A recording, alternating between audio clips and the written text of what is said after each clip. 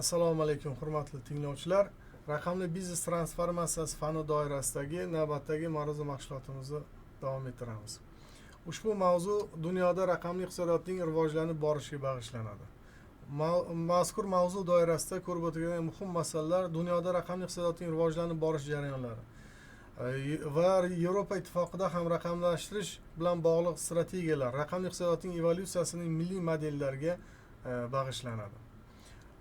Mavzuni boshlashdan oldin raqamli iqtisodiyot quyidagilardan namoyon bo'lishini alohida to'xtalib o'tish joiz. Bu yangi kadrlar va yangi ish joylari hosil bo'lishida namoyon bo'ladi. Bundan tashqari yangi korporativ madaniyatning barpo bo'lishida, yangi boshqaruv va nazorat usullarining yuzaga kelishida, katta ma'lumotlar bazalari va aniqlikka erishishda, sun'iy intellekt, intellektual boshqaruv tizimlarining hosil bo'lishida, buyumlar internetda masofaviy ta'limning keng miqyosda qo'llanilishida, blockchain va shu orqali yuritiladigan turli xil jarayonlarni hayotda tatbiq etilishida yoki bo'lmasa yangi pul kredit tizimi, banklar faoliyatining kengayishida, qolaversa mustaqil pul birligi va kriptovalyutalarning amaliyotga kirib kelishida va elektron tijorat va elektron biznesning rivojlanishida va shu kabi boshqa juda katta imkoniyatlar yuzaga kelishida namoyon bo'ladi.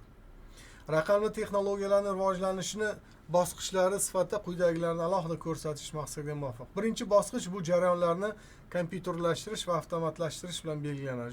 Shu jumladan demak ERP tizimlari, bir qator SAP tizimlari, CRM tizimlarini misol keltirishimiz mumkin. Ikkinchi bosqich onlayn platformalar, ya'ni qidiruv tizimlari, elektron savdo maydonlari, masofaviy ta'lim va ijtimoiy tarmoqlar ushbu bosqichni namunasi, misol deb qarashimiz mumkin.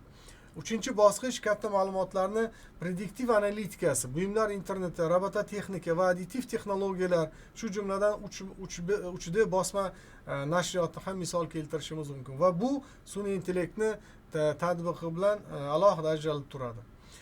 Raqamli iqtisodiyotning asosiy tamoyillari sifatida quyidagilarni ajratib ko'rsatish mumkin. Vositachilarsiz global resurslardan foydalanish imkoniyati, turli xildagi resurslarni ijaraga berish, ko'ngillik, volontyorlik modelini ishlata olish yoki global ekotizim orqali savdo qilish imkoniyatini mavjudligi bilan alohida ko'rinadi. Bugungi kundagi holatga nazar tashlaydigan bo'lsak, raqamli transformatsiya maxsus xizmatlar uchun savdo infrastrukturasini o'zgartirib yubordi.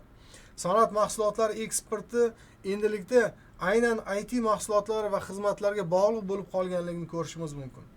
Qolaversa, raqamli iqtisodiyot juda qisqa vaqt ichida ulkan boyliklarni keltirib chiqardi.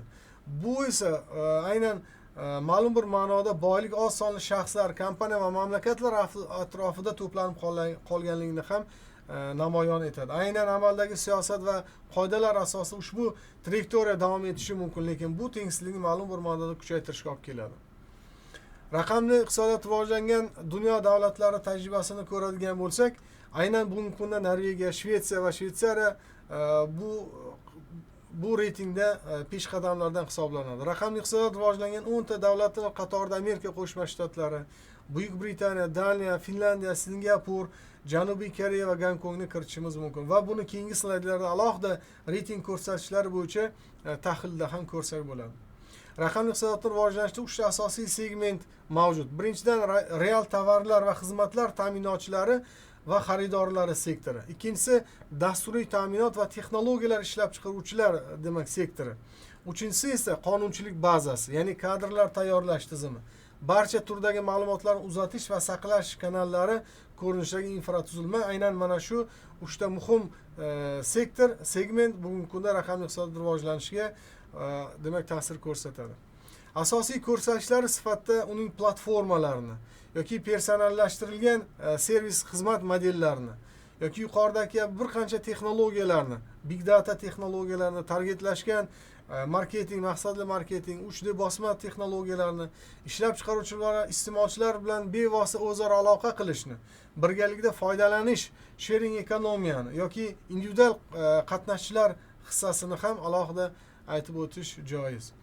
Raqamli iqtisodiyot shakllanish va amalga oshirishning eng muhim jihati birinchi navbatda bir qator muammolarni hal etishga yo'naltirilishi, davlat mintaqaviy siyosatini amalga oshirish sifatida qaraladi. Birinchidan, hududlarning ijtimoiy-iqtisodiy tizimi sifatida hududlarning raqobatbardoshligini oshirish va ularning resurs salohiyatini mustahkamlashga yo'naltirilishi lozim. Ikkinchidan, inson omiliga ahamiyat berilishi, resurslarning rivojlantirilishi lozim. Uchinchidan, mintaqalararo hamkorlikni rivojlantirish hamda mintaqalarni rivojlantirish uchun institutsional sharoitlarni yaratish joiz. Va to'rtinchidan, jarayonni samarali boshqarish va o'z vaqtida to'g'ri qaror qabul qilish uchun onlayn rejimda xo'jalik yurituvchi subyekt doirasida darajasida moliyaviy va iqtisodiy xavfsizlikni monitoring qilish uchun dasturiy ta'minotni taqdim etish, bevosita muloqot qilish va aloqa tizimini yaratish aynan ushbu siyosatni amalga oshirishning yo'nalishlari hisoblanadi. Raqamli iqtisodiyotni shakllantirish uchun muayyan bazaga ega bo'lish talab etiladi. Jumladan, raqamli infratuzilmani va aloqa standartlarini ishlab chiqilishi, axborot xavfsizligini ta'minlash, onlayn xizmatlarning kengaytirilishi, fuqarolar uchun tarmoq ichidagi va onlayn kommunikatsiyalardan bepul kirishni yaratilishi, raqamli ekotizimlarda axborot oqimlari va bilimlarni boshqarish takomillashtirilishi lozim. Raqamli iqtisodiyot rivojlantirishi avvalo telekommunikatsiya va elektron infratuzilmani takomillashtirishga alohida ahamiyat berilishi zarur.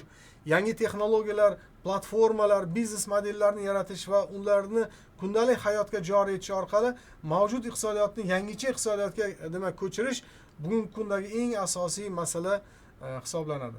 Yuqoridagi kabi dunyo miqyosida rivojlangan mamlakatlar tahlilini ko'radigan bo'lsak, aynan raqamli raqobatbardoshlik reytingida 2023-yil yakunlariga ko'ra yuqoridagi kabi slaydda ko'rsatilgan infografikani ko'rishimiz mumkin. Amerika Qo'shma Shtatlari, Niderlandiya, Singapur, Daniya, Shvetsiya, Janubiy Koreya va Shvetsiya ushbu reytingda yetakchilar qatoridan joy olganligini ko'rishimiz mumkin.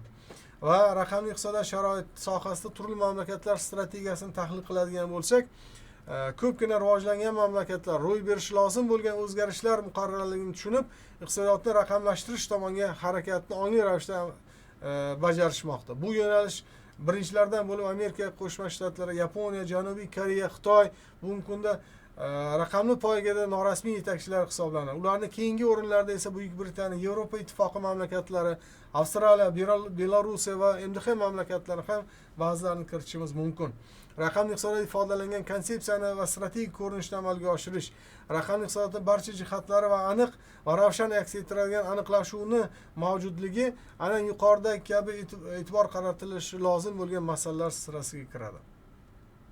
Endi bir qator dunyo miqyosida global statistik ma'lumotlarni tahlil qiladigan bo'lsak, bugungi kunda 24-yil holatida global raqamli holat haqida quyidagi ma'lumotlar aks ettirilgan. Dunyo miqyosida bugungi kunda 8 milliarddan ortiq aholi mavjud bo'lsa, ularning aynan mobil telefon foydalanuvchilari taxminan 69%, internet foydalanuvchilari 66% va ijtimoiy media foydalanuvchilari bugungi kunda 62% dan ortig'ini tashkil etyapti. Va ommaviy axborot vositalari bilan o'tkaziladigan kundalik vaqtga to'xtaladigan bo'lsak, aynan internet bilan bugungi kunda 6 soat, taxminan 7 soatga yaqin insonlar o'zlarining vaqtlarini o'tkazayotganini ko'rishimiz mumkin. Qolaversa, televideniya oldida 3 soatdan ortiqroq, ijtimoiy media sohasida 2 soatdan ortiqroq,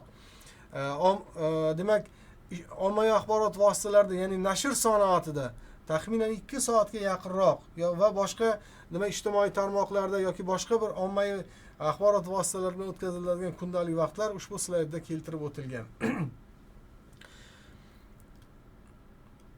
Birlashgan Millatlar Tashkilotining jahon aholisining istiqboli ma'lumotlari ko'rsatadiki, bugungi kunda dunyoda aynan 8 milliarddan ortiq aholi mavjud bo'lsa, bu dunyo aholisini 74 million kishiga ko'payganligini, ya'ni oldingi yilga nisbatan ko'payganligini ko'rsatadi.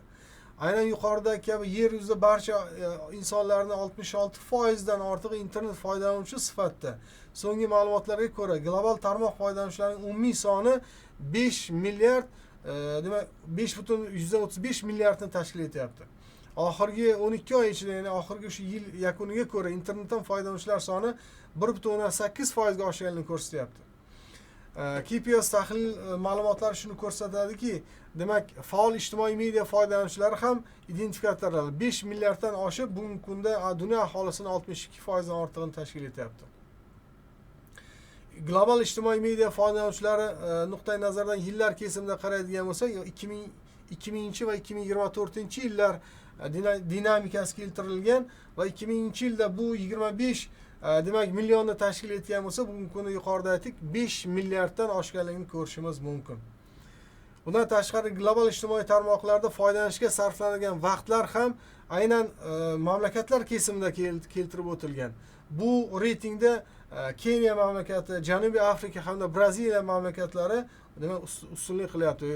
Ya'ni ular shu mamlakatlarda ijtimoiy tarmoqlarda foydalanishga sarflanadigan vaqtlar taxminan 3 soatdan ortiq, ya'ni 3 soat 43, 3 soat 41 daqiqalarni tashkil etyapti. Ijtimoiy tarmoqlardan foydalanishga ketadigan vaqtlarni tahlil qiladigan bo'lsak, mazkur raqamlar insoniyat 24-yilda ijtimoiy tarmoqlardan foydalanish uchun jami 500 million yil sarflanganligini ko'rsatmoqda. Aynan Fors ko'rfazining g'arbiy chekkasida joylashgan mamlakatlar ijtimoiy media foydalanuvchilarining alohida aholiga nisbatan eng yuqori nisbatlarni ko'rsatdi. Buni yuqoridagi o'sha diagrammada ham ko'rishimiz mumkin. Bu mamlakatlarning ba'zilarida rasmiy aholi ma'lumotlarida to'liq ifodalanmagan bo'lsa-da, yirik chet ellik jamoalar joylashganligi sabab bo'lishi mumkin. Bu hodisa mintaqadagi ayrim mamlakatlarda ijtimoiy tarmoqlarni qabul qilish ko'rsatkichlari, aholi va internetdan foydalanish ko'rsatkichlaridan oshib ketishini tushuntirishga yordam beradi. Va bu kabi bir qator tahliliy ma'lumotlar slaydlarda keltirib o'tilgan. Masalan, Birlashgan Arab Amirliklari ijtimoiy tarmoq foydalanuvchilari identifikatorlari mamlakat aholisini 112% ga 112.3% ga to'g'ri kelyapti. Bu ma'lum bir ma'noda chetdan kelgan xorijiy fuqarolar hisobiga ushbu ko'rsatkich oshib ketganligini ko'rishimiz mumkin.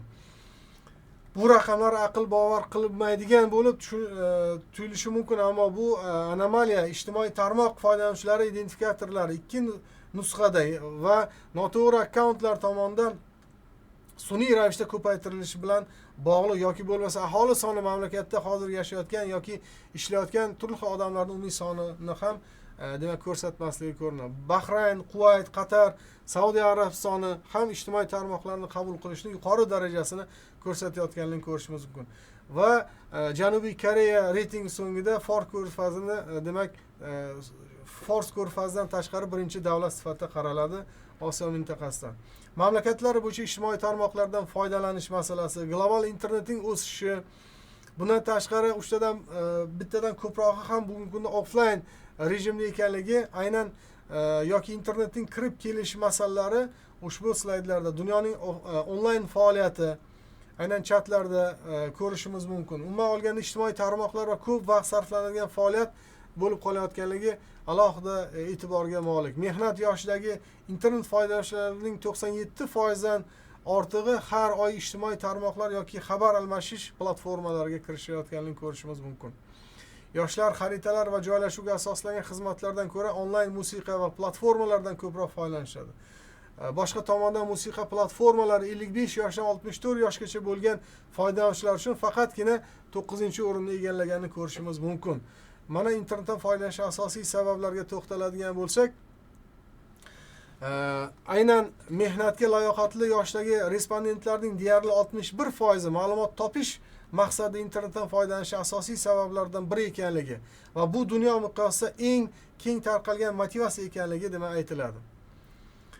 Ijtimoiy tarmoqlardan foydalanishning asosiy sabablari va aynan TikTok auditoriyasining umumiy ko'rinishi, bundan tashqari umumiy reytingning mamlakatlari misolida Instagram auditoriyasining umumiy ko'rinishi va buning mamlakatlar miqyosidagi demak reytingi, qolaversa LinkedIn demak auditoriyasining umumiy ko'rinishi va bu demak tarmoqning ham mamlakatlar kesimidagi umumiy reytinglari, yuqoridagi Facebook auditoriyasining umumiy ko'rinishi va buning ham ma'lum bir ma'noda mamlakatlar kesimida va ijtimoiy tarmoqlardan foydalanishdagi turli xil vaqtlarni alohida demak diagrammalarda ko'rishimiz, kundalik foydalanish darajasi ijtimoiy tarmoqlarda alohida ahamiyatga ega.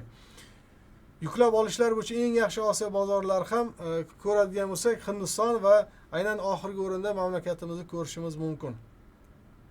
App Store va Google Play'dan yuklab olishlar bo'yicha eng yaxshi 10 ta bozor aynan mana yuqoridagi o'sha slaydda ham keltirib o'tilgan.